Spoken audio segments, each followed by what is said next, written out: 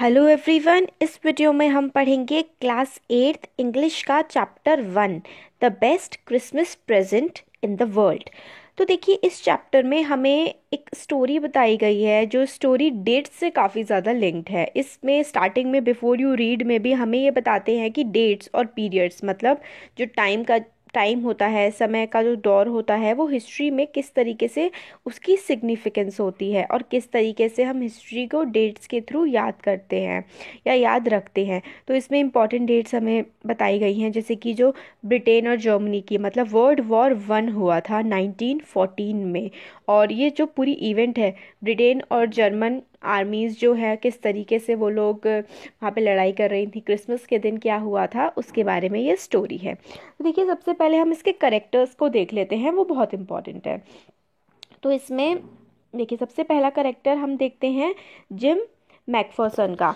तो वो था एक लीडर इंग्लिश ट्रूप का, मतलब जो ब्रिटिशर्स की इंग्लिश आर्मी थी उसमें वो एक सैनिक था। और वॉर में जाने से पहले वो एक स्कूल में टीचर था डॉर्सेट में, जो आज कहाँ इंग्लैंड में प्रेजेंट है। अब वो मतलब कैसा था, वो काफ़ी ब्रेव था, करेजियस था, वो अपने ट्रूप्स को जो है उसको लीड कर रहा था। काफ़ी काइंड और ओपन हार्टेड वो पर्सन था। और जो क्रिसमस वाला जब टाइम आता है, क्रिसमस के दिन जब जर्मन आर्मीज़ जो हैं वो कहती हैं ब्रिटिश आर्मी से कि मतलब हम लोगों को क्रिसमस के दिन ये वॉर वगैरह भूलकर साथ में सेलिब्रेट करना चाहिए, तो वो किस तरीके से सेलिब्रेट करते हैं, वो जो लेटर हमें इस चैप्टर में मिलेगा उसमें हम पढ़ेंगे कि किस तरीके से उसका जो लव अफेक्शन होता है अपनी वाइफ के लिए, वो सारा बताया गया है। अब कॉनी मैफर्सन, तो ये जो हैं वो जिम की वाइफ है। और जब उनके जो हस्बैंड चले जाते हैं वॉर में, फिर उसके बाद उनकी क्या कंडीशन होती है, वो अपनी पूरी लाइफ किस तरीके से जीती हैं, उनका जो घर है वो बर्न हो जाता है पार्शली। और वो काफ़ी अच्छी जो है वुमेन होती हैं कॉनी, और अपने हस्बैंड से बहुत प्यार करती हैं। तो ये तो दो कैरेक्टर हो गए इसमें, जिम और कॉनी का। अब ये जो ऑथर हैं वो मतलब स्टोरी बताएंगे, उनके बारे में हम देखेंगे। अब एक इसमें हैंस वुल्फ हैं, वो क्या हैं, कैप्टन हैं जर्मन ट्रूप के। और वो पहले ऑर्केस्ट्रा में वर्क करते थे टेसलडॉर्फ में, जो कि जर्मन में था। और वॉर में फिर वो लड़ने के लिए आ गए थे। वो भी काफ़ी फ्रेंडली नेचर के थे और वो फ्रेंडशिप करते हैं इंग्लिश जो है ट्रूप से। ये सारी की सारी बात हमें जिम है उनके लेटर से पता लगती है। तो अब देखिए, चैप्टर में ये है जो ऑथर हैं उनको एक, वो ब्रिटपोर्ट में होते हैं, ब्रिटपोर्ट एक जगह है, तो मार्केट है डॉर्सेट इंग्लैंड में। तो वहाँ पर वो होते हैं और एक डेस्क में मतलब एक जगह किसी शॉप में गए हुए होते हैं, और वहाँ पे से उनको कोई टेबल खरीदना होता है। तो वो रोल टॉप डेस्क होती है, और ये जो है ऐसा लग रहा था अर्ली 19th सेंचुरी की है। जो ओक का ट्री होता है उससे वो बनी हुई है, ऐसा उसको लगता है नरेटर को। तो वो जंग शॉप में गए होते हैं रोल टॉप डॉग्स को खरीदने के लिए, रोल टॉप डेस्क को खरीदने के लिए, सॉरी। तो वो डेस्क जो है काफ़ी ख़राब कंडीशन में होती है। फिर मगर नरेटर को जो है थोड़ी सस्ती वो मिल जाती है, इसलिए जो है वो डिसाइड करते हैं कि वो उसको खरीद लेंगे। अब देखिए, क्रिसमस की ईव जो होती है, हाँ देखिए, पहले हम इसमें ना इंपॉर्टेंट वर्ड्स देख लेते हैं। देखिए, स्पॉटेड इन का मतलब होता है देखना, देखा। स्कॉच मार्क्स का होता है बर्न्ट मार्क्स, कहीं स्कॉच होता है जैसे कि किसी जगह वो जली हुई हो, तो टेबल पे जली हुई कुछ ऐसा लगता था कि वो टेबल जो है कहीं से जल चुकी है, तो वो जले हुए उस पे मार्क्स थे। और वॉज गोइंग फॉर मतलब जा रहा था सेलिंग करने के लिए, इस तरीके से। रेस्टोर मतलब उसको ठीक कर देना। विनीर होता है एक पतली सी लेयर होती है प्लास्टिक की, जो वुड पर, लकड़ी पर उसको डेकोरेट करने के लिए जो है लगाई जाती है, वो विनीर होती है। तो ये हम लोगों ने इंपॉर्टेंट वर्ड्स के देख लिए। अब देखते हैं इसमें कि वो जो है उसको नरेटर टेबल को ले आता है, और क्रिसमस ईव जो है, क्रिसमस से एक दिन पहले वाला जो टाइम होता है, उसमें वो उसको रिपेयर करना स्टार्ट कर देता है। तो उसमें वो देखता है कि अंदर एक सीक्रेट ड्रॉर टाइप का है। तो सीक्रेट ड्रॉर में जब उसको उठा करके देखता है, तो उसको एक उसमें लेटर मतलब मिलता है उस डेस्क में। तो वो लेटर को पढ़ता है, फिर उसको पता लगता है नरेटर को कि ये जो लेटर है वो जिम मैकफर्सन ने लिखा है अपनी वाइफ कॉनी को। उसमें स्टार्टिंग में ये लिखा होता है कि जिम ने अपनी वाइफ कॉनी के लिए ये लेटर लिखा है।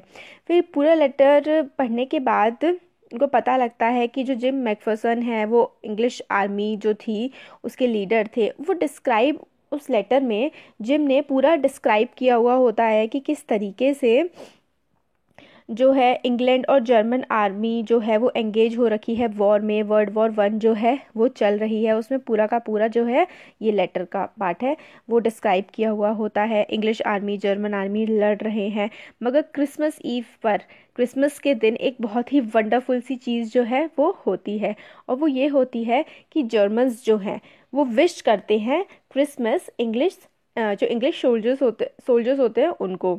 फिर इस रिस्पॉन्स में जो है इंग्लिश जो लोग हैं वो लोग भी क्या है, रिस्पॉन्ड करते हैं जर्मन्स को और उनको क्रिसमस विश करते हैं।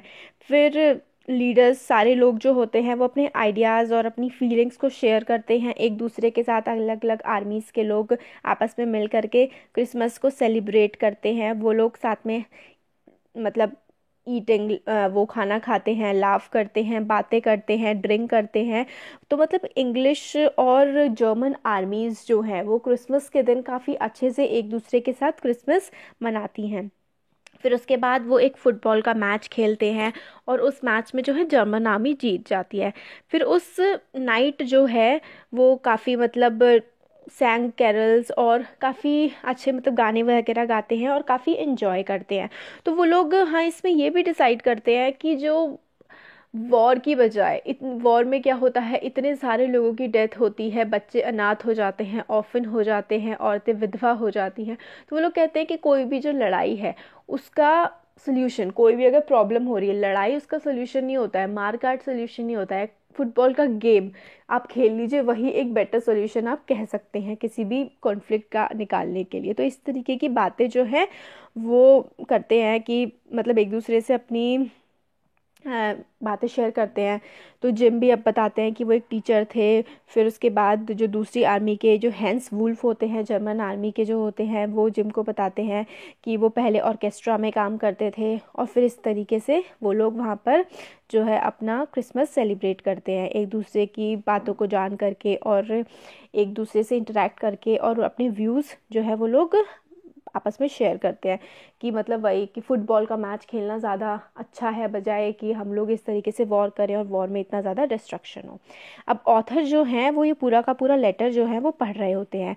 लेटर पढ़ने के बाद जो ऑथर हैं वो ये डिसाइड करते हैं कि वो जिम की वाइफ के पास जाएंगे और उनको मतलब लेटर जो है वो दे करके आएंगे। फिर उसमें एड्रेस तो पढ़ा ही होता है उस लेटर पे। फिर उस लेटर पे जो एड्रेस होता है उस पे जो है ऑथर पहुंच जाते हैं। फिर वहां पहुंचकर उन्हें पता लगता है कि उस जगह पर जो है फायर, एक्सीडेंटल फायर लग गई थी, आग लग गई थी उनके घर पे। जिम की वाइफ का जो घर था वहां पर आग लग गई थी। और अब जो है जो कॉनी है जिम की वाइफ, वो एक नर्सिंग होम में रहती हैं। तो जो ऑथर है वो नर्सिंग होम की तरफ मतलब जाते हैं जिम की वाइफ से मिलने के लिए। और अब तक जो है जिम की वाइफ वो काफ़ी ज़्यादा मतलब ओल्ड हो चुकी होती हैं। और फिर जब वो नरेटर को देखती हैं, मतलब नरेटर उन्हें लेटर देते हैं जब, तो मतलब कॉनी बहुत ही ज़्यादा खुश हो जाती हैं। और वो जो नरेटर कॉनी को वो लेटर वापस करते हैं उनके हस्बैंड ने जो उनके लिए लिखा था।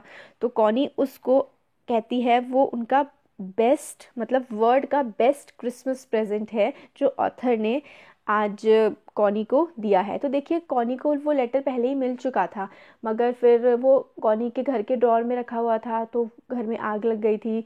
तो जो नेबर्स वगैरह हैं शायद उन्होंने जो है सारा का सारा उनका जो सामान था वो बेच दिया था। और जो कॉनी थी वो एक नर्सिंग होम में रह रही थी, वो काफ़ी ज़्यादा 100+ की एज की हो चुकी थी। फिर जब उन्हें अपने जो हस्बैंड का लिखा हुआ लेटर दोबारा मिलता है तो कॉनी कहती हैं कि ये जो है उनके लिए वर्ल्ड का बेस्ट क्रिसमस प्रेजेंट है। तो best Christmas present in the world वो उस लेटर को डिक्लेयर करती हैं। यही इस चैप्टर की समरी थी, स्टोरी थी। अगर हम लोग डिटेल में भी पढ़ते तो भी यही सारी की सारी बातें इसमें निकल करके आती।